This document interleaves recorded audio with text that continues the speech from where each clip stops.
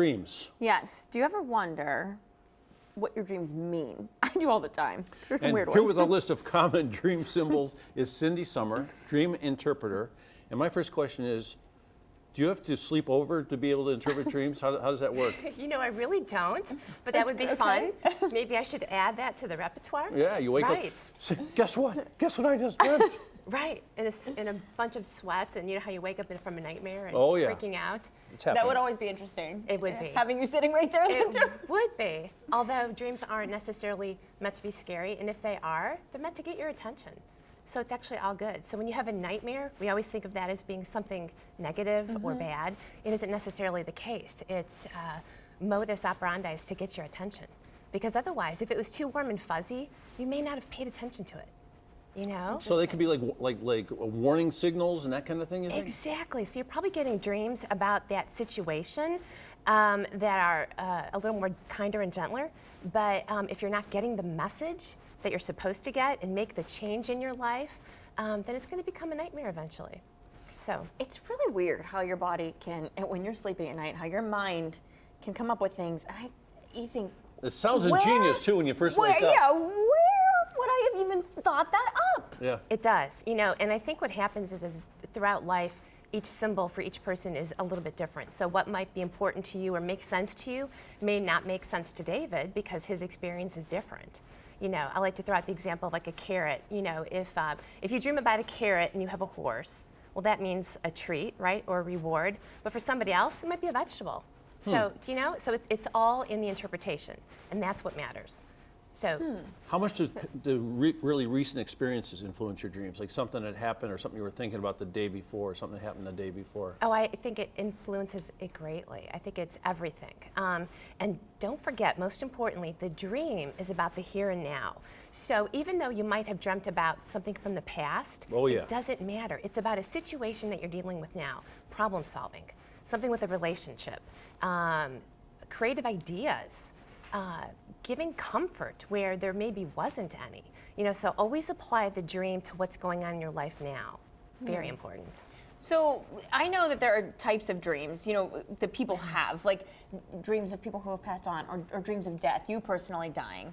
Yeah. Recalling somebody who's passed. Yes, so I'm guessing certain types of dreams mean different things. Absolutely. So death dreams can be very scary, especially if that person is in the living. That can be crippling.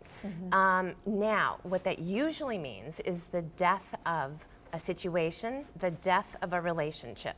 So in the case of, say, divorce or something like that, there might be the dream of the death of that spouse. It's not literal, very rarely. It's the death of the relationship.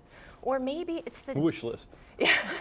or maybe it's the death of a part of a relationship. Like, and this is a little scary, but if you dream that your child dies, very, very scary, but maybe they're going off to college. So that piece of them that used to Symbolic. be yeah, it's symbolic that what they, you know, they relied on you so heavily because they lived with you, well, no longer. Now they're more on their own.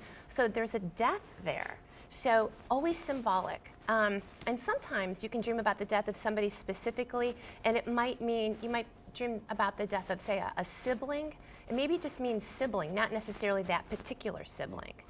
You know what I like about this is, like, you know, sometimes we have people on that see ghosts or spirits and they talk about hauntings and all that kind of stuff. I mean, that's something that you can't really get your finger on so much, but this is something that it's been around a long time. People have been studying dreams and the psychology of it all. Yes, like 6,000 years. I mean, the ancient Greeks, the Babylonians, I mean, they nailed it down, and we lost the art.